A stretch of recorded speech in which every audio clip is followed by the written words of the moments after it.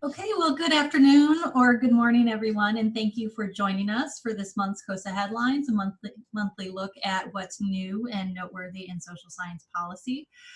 Again, this month we are sticking with our own team, and we're going to give you an update on all of the things that are happening in these first few weeks of the Biden administration, and then would love to hear what's going on with you, if you have any questions, if there's any issues that you're following.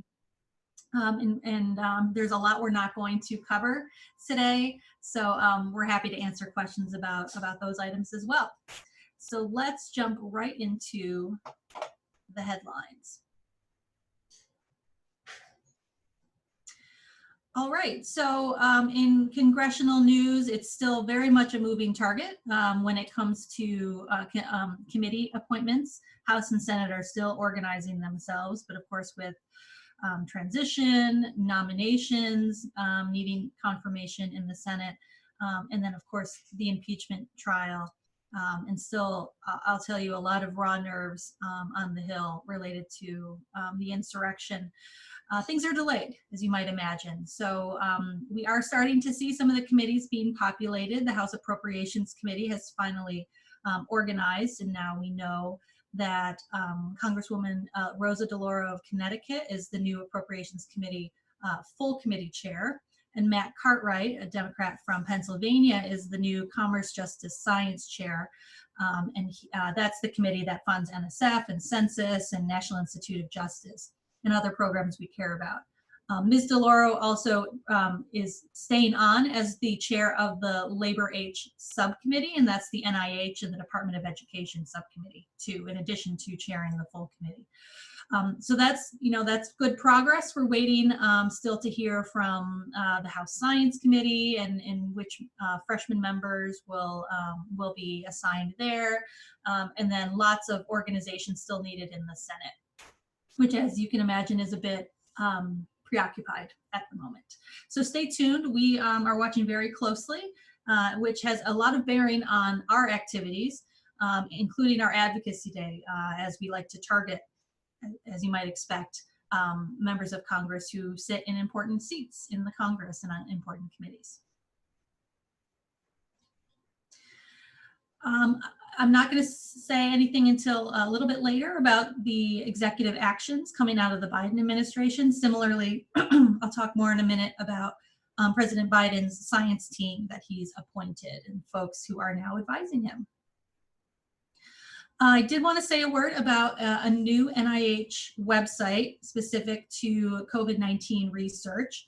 So they launched a new website that includes key information about the agency's vaccine and diagnostics programs for COVID-19, as well as lots of searchable information on funded research categorized by state and institution, congressional district, and other fields.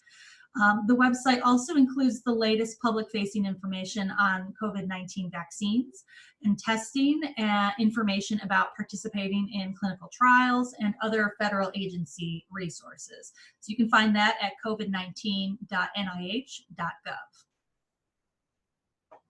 Over at NSF, you may have been hearing for the last couple of years about one of their big ideas known as the future of work. Big ideas are these sort of trans NSF activities that span several different research disciplines and directorates.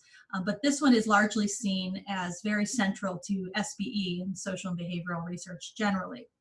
They've just released their Future of Work at the Human Technology Frontier solicitation, and they're specifically inviting proposals for multidisciplinary research investigating the evolving technological, human, and societal aspects of work.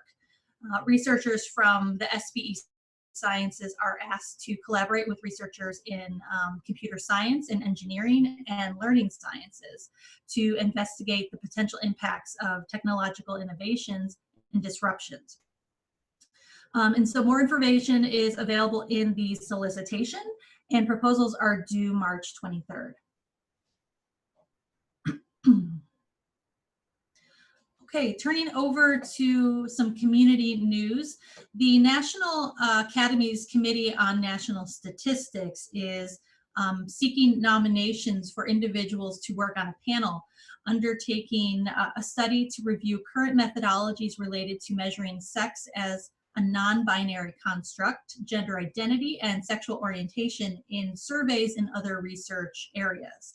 The panel will produce a report with recommendations on improving data collection on sex, gender identity, and orientation, as well as measures to use these in different settings. The idea here is sort of having more standard data collection standards. Nominations are due fairly soon, February 22nd for that one. So you may have received an actual targeted email from us earlier this week calling for nominations. So do spread the word about that important committee. Okay, and an update from a couple of our members. The American Educational Research Association, I see Christy on the line, is one of our governing members, and they have partnered with the Spencer Foundation to release a report, Voices from the Field, the Impact of COVID-19 on Early Career Scholars and Doctoral Students. And this is part of an ongoing effort to assess and address the pressing needs facing scholars and doctoral students during the pandemic. It's a really excellent report and very easy to read. AERA and the Spencer Foundation plan to release a second report later this year, I understand, that focuses on findings from a major national survey on the experiences and concerns of early career scholars and doctoral students in education research in particular.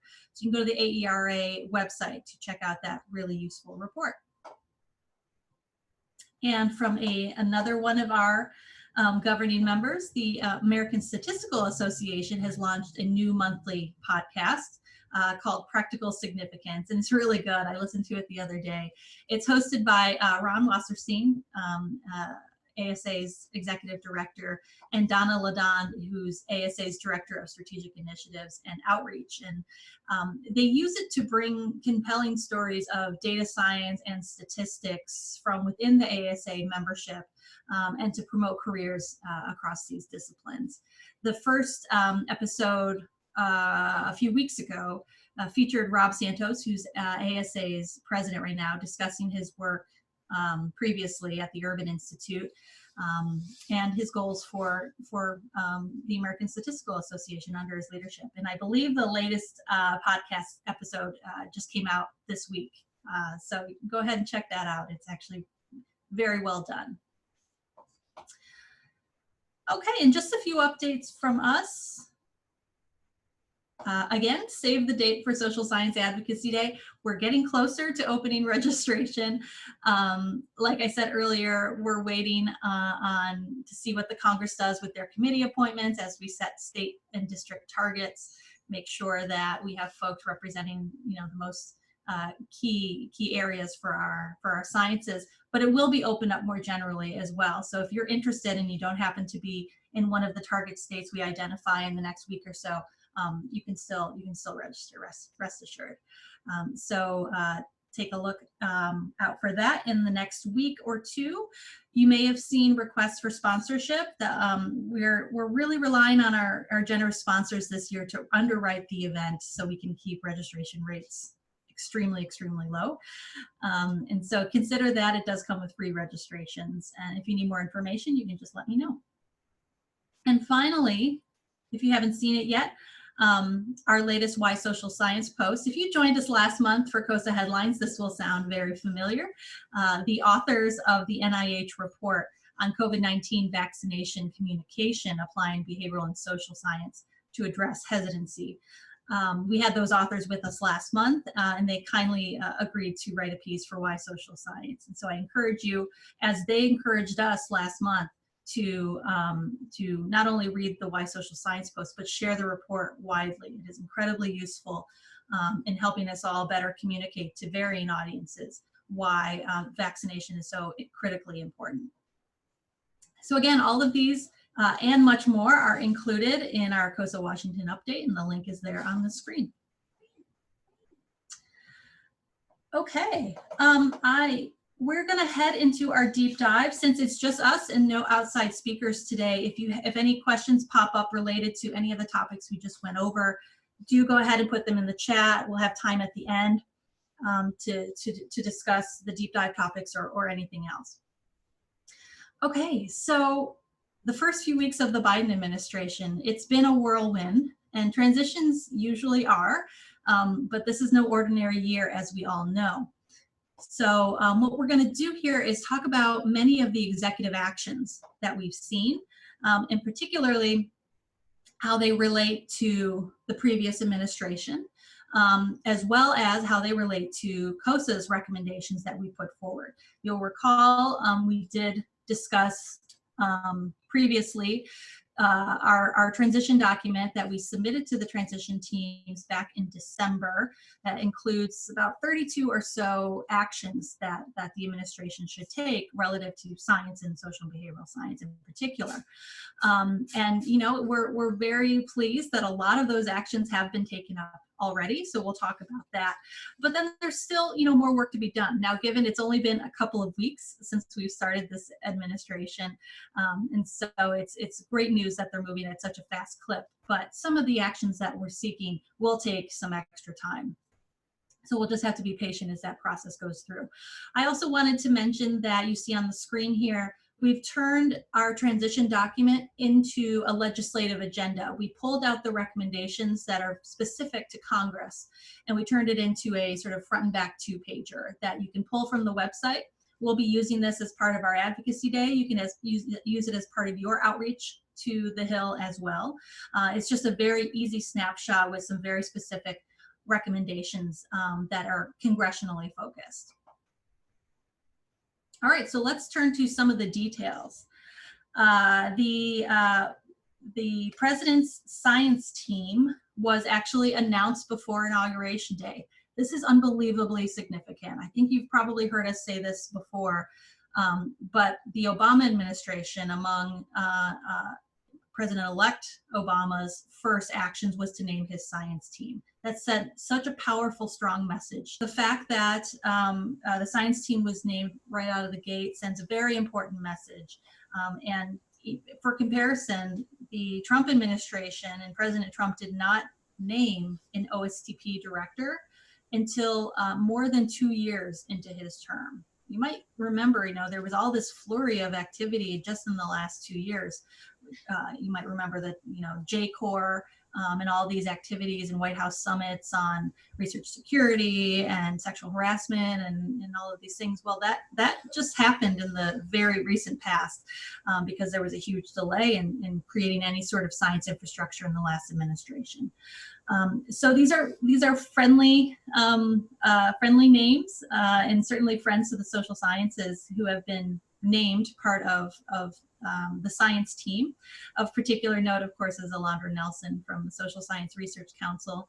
One of our recommendations in our report was that there be some form of a senior advisor position in OSTP to advise the OSTP director and the president on social and behavioral science as it relates to all of the challenges that the White House is dealing with. And so we were just absolutely thrilled, not only to see that that position was created, but that Alondra will be assuming that role, if she hasn't yet, very, very shortly.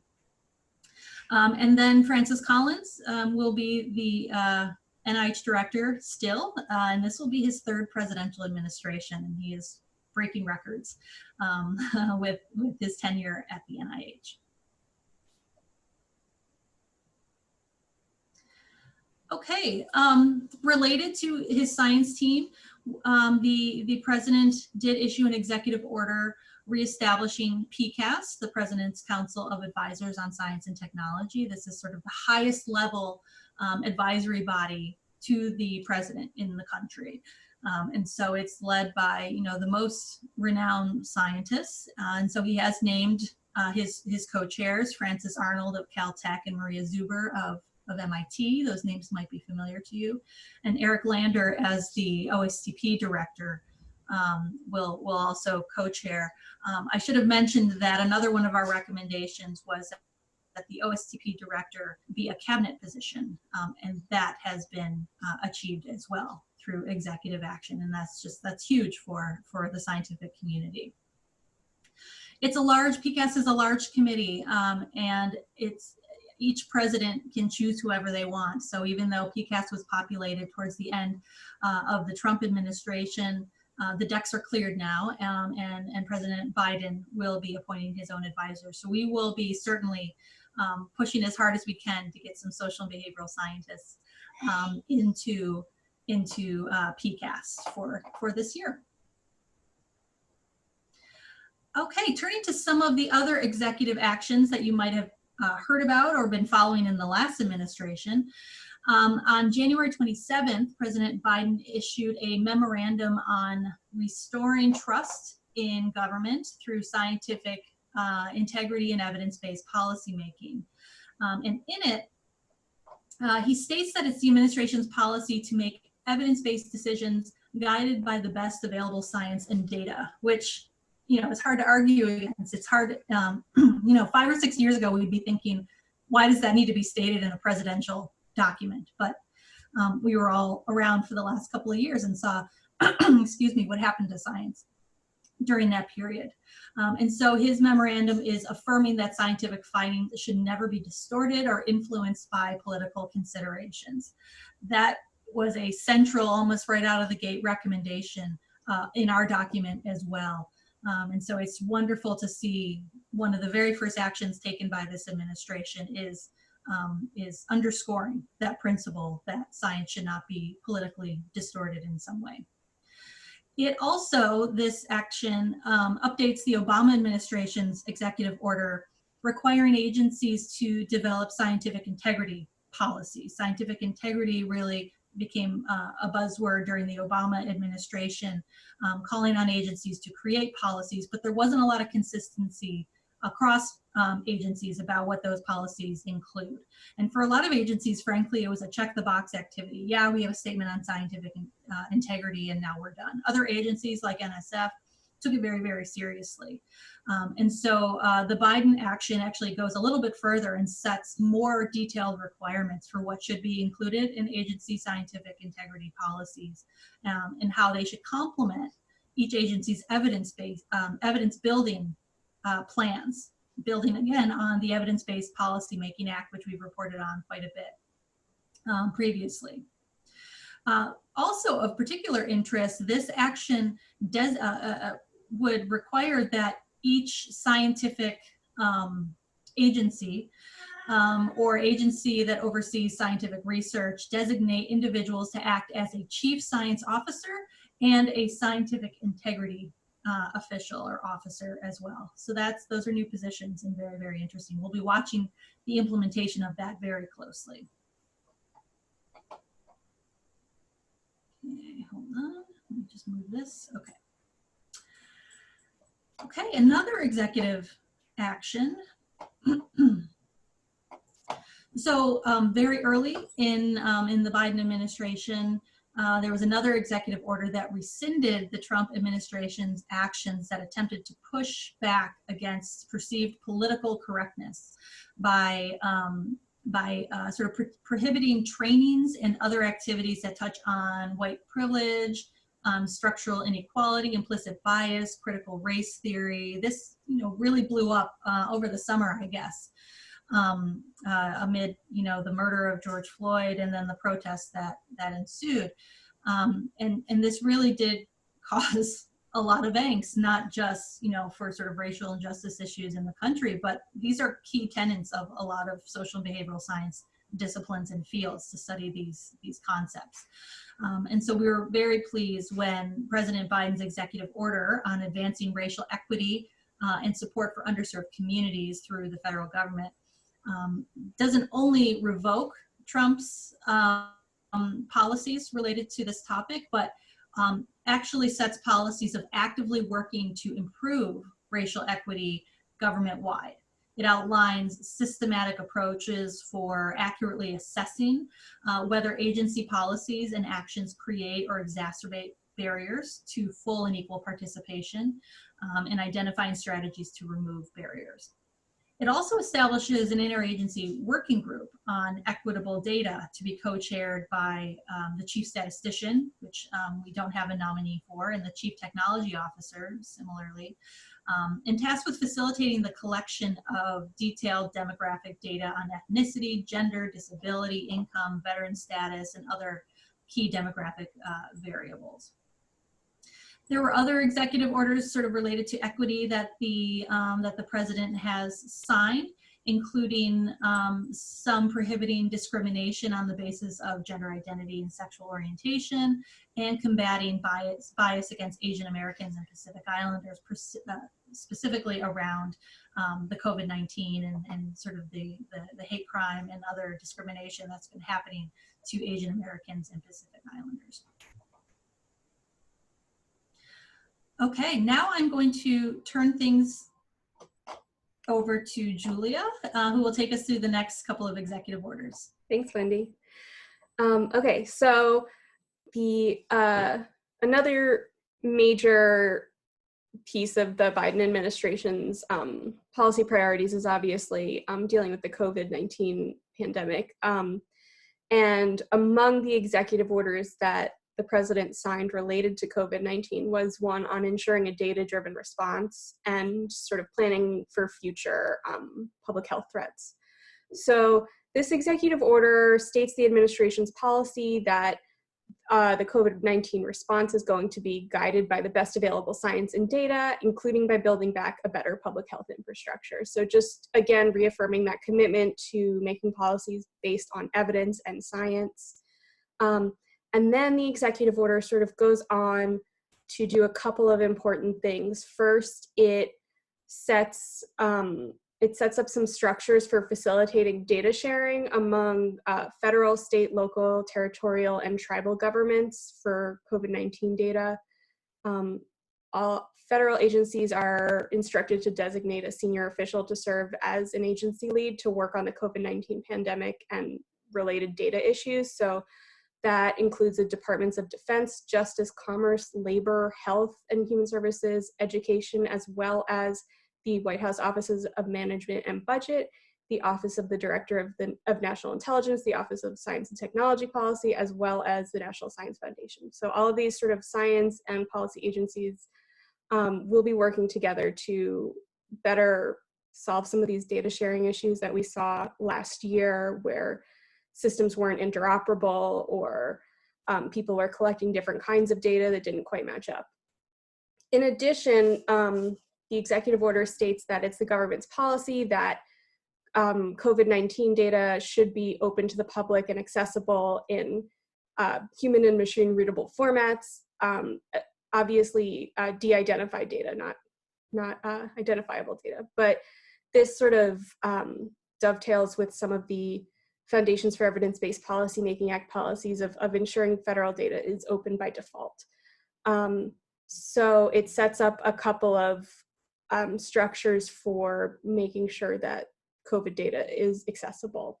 In addition, it tasks the Health and Human Services Secretary with ensuring interconnectivity and interoperability of public health data systems, and that it review and state and local collection of morbidity and mortality data.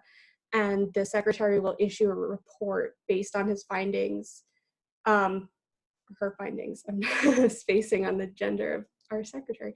Anyway, that they'll issue a report about how to improve public health data systems so that they can talk together. Again, you might remember last year there was a big issue where this data CDC was collecting from hospitals was changed sort of midstream, and that led to a lot of challenges in accurately reporting COVID numbers. So this will sort of help streamline that collection going forward.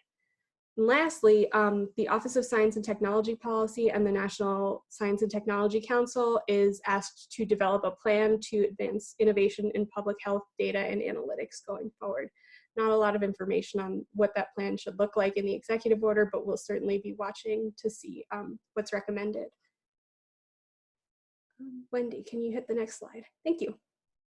Okay, so moving on to climate change, which is another major Biden priority. There was a pair of executive orders that each had some notable policies that will affect people focused on the science of climate change. So the first executive order on protecting public health and the environment and restoring science to tackle the climate crisis, it basically reverses a lot of Trump administration actions that were harmful to public health, damaging to the environment, unsupported by the best available science, or otherwise not in the national interest.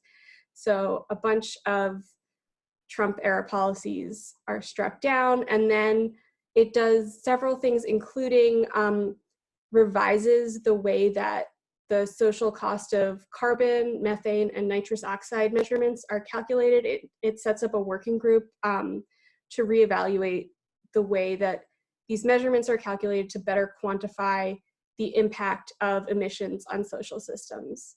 And this was something that had been adjusted by the Trump administration in a way that sort of discounted a lot of the sort of social and health consequences of emissions and was really more focused on straight economic measurements. And so that had been a controversial move, and this executive order will have us sort of go back to where we were in the Obama administration and reassess what those numbers should be. The second executive order on tackling the climate crisis at home and abroad essentially says that climate considerations should be central to US foreign policy and national security. And it rejoins a lot of the international climate efforts that the Trump administration had bowed out of, the Paris Climate Agreement, as well as some intergovernmental climate organizations. It also establishes a structure within the White House for climate policy. It establishes an Office of Domestic Climate Policy, which will be led by Gina McCarthy, who is the former EPA director under Obama, as well as a National Climate Task Force. It also invests in workforce development, in sustainable infrastructure, agriculture, and energy, and also says that all of those efforts should include a focus on environmental justice. Next slide, Wendy. Thanks. Okay, and the census. So this was, I think, a day one or, yeah, this was one of the very first executive orders that the president signed. Essentially, it reaffirms that the population counts that come from the 2020 census will reflect the total number of residents in each state or district or geography, regardless of citizenship or immigration status. So this actually does not change the status quo, but it does undo a Trump attempt to change the status quo. This is obviously related to the failed effort to add a citizenship question to the 2020 census. When that failed, the Trump administration attempted to change the policy via executive action to use administrative records to produce citizenship data, and then to include estimates of citizenship in counts for reapportionment and redistricting, potentially opening the way for non-citizens or unauthorized immigrants to be excluded from those counts. This executive order formally revokes those actions, so there will be no way to base redistricting on citizenship. You may remember that the Supreme Court ruled that federal redistricting can't be based on citizens, it has to be based on whole persons, but that's not true of states. And so that was one of the concerns about including citizenship data in the final apportionment and redistricting counts. As a result of this action, the Census Bureau announced that it has indefinitely suspended work on developing citizenship estimates using administrative records. This had been ongoing until the very final days of the Trump administration, when the Census Bureau director, Stephen Dillingham, resigned amid reports that he'd been pressuring staff to release citizenship estimates in spite of data quality concerns, trying to get that in under the wire ahead of the transition. So that's all done. And then the other remaining census issue is the rush to release these redistricting and reapportionment counts. Originally, apportionment data should have been released at the end of 2020. And obviously that didn't happen. And the Census Bureau has said that it is taking additional time to do the processing and error correction that it needs to do in order to make sure the data is good quality. And so it will not release apportionment data until at least April 30th, but that's subject to change. So it could potentially be even later. And redistricting data could be beyond that, or reapportionment data, excuse me. So basically, this concludes the never-ending 2020 census saga, I think, for now. And now I'm gonna turn it over to Ben to talk about a couple other executive actions. All right, thanks, Julia. And hey, everyone. I'll be batting cleanup as we wrap up the rest of these executive orders and executive actions. All right, so first we're going to talk about this January executive order on protecting the federal workforce. Now, this executive order repeals several Trump-era executive actions that affected the civil service, and primarily the one that we're most concerned with is the controversial executive order regarding Schedule F, which is an accepted service category that was issued in October of 2020. And this executive order would have created a new classification of federal employee and would have defined this class of employee as those in positions of a confidential, policy determining, policy making, or policy advocating character that are not normally subject to change as a result of a presidential transition. So these are not political appointees. These are career civil servants. And as you can see, this is a fairly broad definition of who would be subject to, this definition. So pretty problematic on its face right there. And furthermore, the executive order would have given the heads of agencies the power to determine which positions are covered under this Schedule F and would be approved by the White House Office of Personnel Management, OPM. And obviously this was controversial for many reasons because this was criticized by advocates of civil servants, associations, policymakers, and frankly, many in the scientific community as an attack on the independent nature of the civil service, because this would have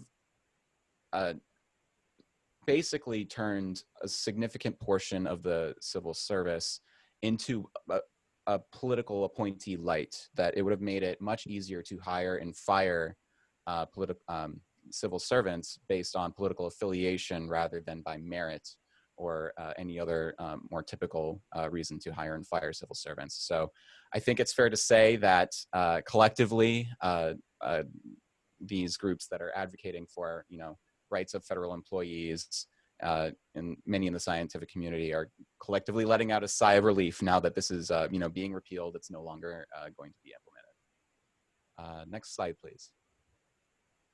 All right. Oh, there we go.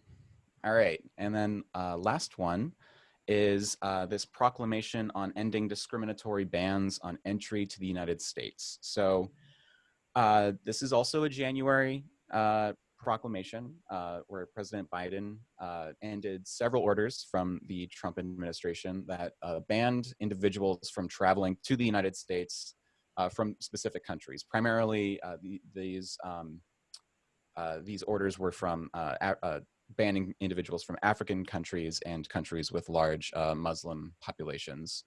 And this Biden proclamation would have also reversed many of these many discriminatory Trump-era practices that were used to tighten immigration pretty aggressively, such as restrictions on the processing of visas or screening individuals' social media accounts for quote unquote anti-American content, let that definition be as it may, beholden to the reader. So these revocations of these policies are significant, and not just to immigration policy. It sort of steps beyond that, because it is so connected to the recent discussions around research security that these revocations could signal a loosening of those Trump era, research security strategies that were so tied to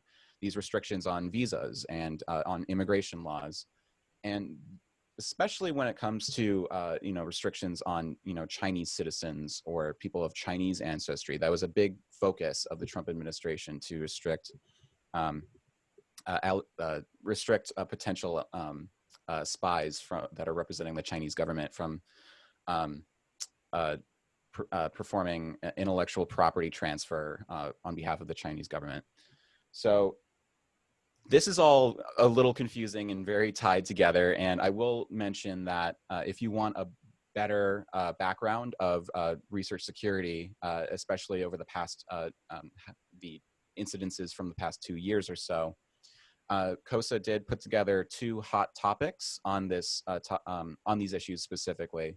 I definitely recommend that you take a look at both of them if you'd like to learn a little bit more and get a better grip of what's been going on here.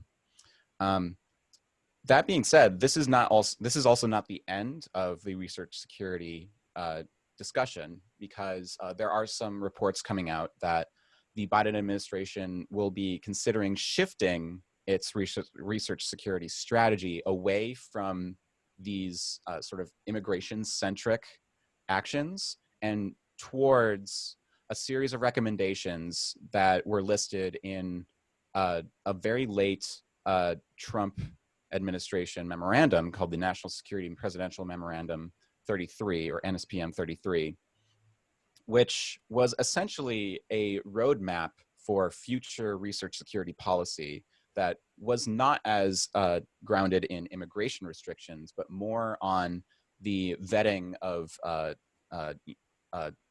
researchers that were seeking high-level research positions in U.S. research facilities, as well as just data collection and data sharing, especially across the federal government. And this would be primarily coordinated, according to this memorandum, by the State Department and by the Department of Homeland Security. And we'll just put this out here, is that none of this has been implemented. This is all a roadmap, and there are just reports that this may be the Biden administration's strategy in going towards this more data-centric and just sharing and vetting of people who are coming to the United States performing research. So this may happen, it may be down the line, but nothing has happened as of yet, as far as we are aware. So yes, I think that's all I have to say. I'll turn this back over to Wendy. All right, thanks. Thank you guys.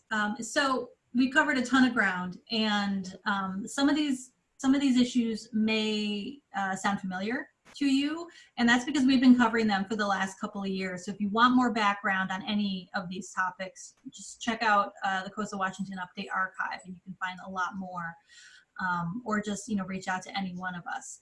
But as we said, it's incredibly early. There are only so many things that the president can do through executive action. There are only so many things that can happen in the first couple of weeks. Some of these actions either related to Trump and undoing them, or actions that just need to happen for sort of the future progress of the country, take time. So we're going to be patient, but there's on the screen here are some items that are included in COSSA's transition document that we're still, monitoring, still engaging with folks on, and hope to see some progress on. Still lots of appointments out there that need to be made. Julia talked about the resignation of the census director, so we're waiting to see who the president nominates there. Department of Justice has a whole bunch of presidential appointees, appointments to make there for National Institute of Justice and BJS and so on. A big part of our transition document was about federal advisory committees. There were lots of federal advisory committees that were eliminated under the last administration, or just allowed to expire or sunset, or were populated with folks who did not have, you know, the scientific credentials according to statute, just shouldn't have been eligible to serve in these bodies. So we have a list of those. We've been following them, and we have transmitted the names of lots of advisory committees that need addressing. So that's something we'll be watching. Federal statistical agencies have a whole host of challenges that we're advocating to remedy. Lots to do with, you know, systemic racism, sexual harassment, diversity, equity, and inclusion, and so on. But it's important to also note that these are not necessarily just presidential actions. A lot will require congressional action as well, either in addition to or instead of. So, you know, for example, we've seen several bills over the last couple of years related to sexual harassment and other forms of harassment in science, particularly out of the House Science Committee. And I know that there is intent to reintroduce legislation this year on that topic. And so that is an example of Congress taking the lead on some of these topics as well. Now, all of these things that we've talked about don't actually address some of the advocacy activities groups like COSSA usually engage in, like appropriations. That is on top of, you know, everything that's happening here. It's a very complicated situation between the pandemic, the transition, and then everything that we normally do, the sort of business as usual activities. So we're happy to talk about FY 2022 and what we think might happen there. I mean, the short story is it's going to be a delayed process. We're not going to see the president's budget request for several weeks. As I'm sure you're reading in the paper and online, all the focus is on the next COVID relief package, which is barreling through Congress as we speak. So still lots to do and a lot of moving targets, but we're pretty happy with how things have been going so far. We have been asked about what's going on with open access. That was certainly a huge issue in the last administration, and there wasn't really ever any final action. There were efforts, you know, a la Plan S around open access and open science for a zero embargo period. And the last administration and OSTP did do a fairly okay job of gathering public input. You know, the unsatisfying answer is we don't know yet how this administration is going to be handling open access. We have lots of friends in the administration, friends of the scientific community and the social sciences in particular. They know the challenges related to open access, and they know the challenges of open access as it relates to social science journals and how, you know, different shelf lives of articles and journals relative to other sciences. So we don't know where they're going to land, but I am fairly certain that they will implement a very open process and engage the community. They've been unbelievably open so far with everything else. We had 2 meetings, you know, just COSSA with the transition teams, and they're very much interested in keeping the dialogue open. So we will report on that as soon as we hear something on open access. So I want to pause here and see if there are any questions or any updates on any of the actions that you all are finding or following or anticipating coming down the pike. I'll pause for just a second.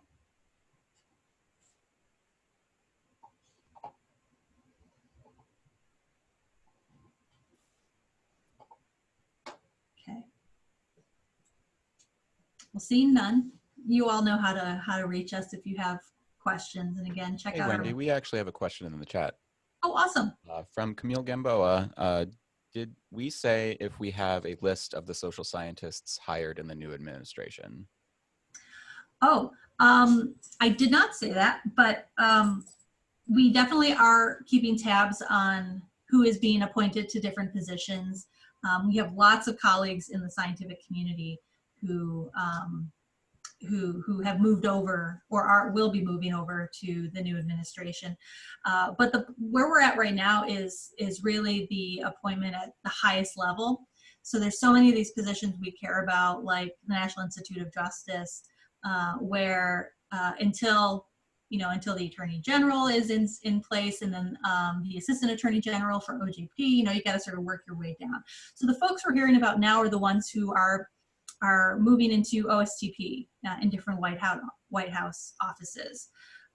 And they tend to be folks from the science policy world. I haven't heard of too many people other than Alondra Nelson who have come from sort of the academic research side of things. But since we have so many friendly faces and have been pushing very hard for social scientists to join the administration, we're hopeful there will be some more good news along the way, and we'll report on those as we learn of them. All right. Thanks, Camille. So for your homework, there isn't a lot for you to do right now. We don't have any action alerts out there yet. It's the first year of a transition in a new Congress, so things are awfully delayed. So it's going to be a waiting game, and then all of a sudden it's going to get very busy very, very quickly, likely around the time of Advocacy Day.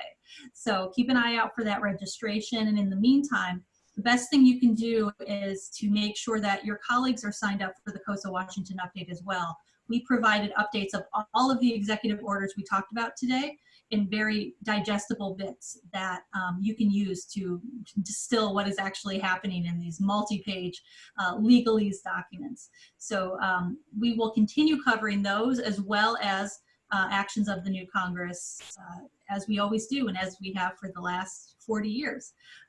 By the way, it is COSSA's 40th year this year. And so we will be organizing some activities around that as well. And hopefully, if we're in person again in the fall or early next year, we'll plan a reception or some kind of event so we can all get together and celebrate. And then just hold March 11th. That's when we'll be with you again. We will hopefully turn back to outside speakers. So if there's any topic you're really interested in hearing next month or sometime later this spring, do let us know. And otherwise, we will see you on email and talk to you next month. Take care, everyone.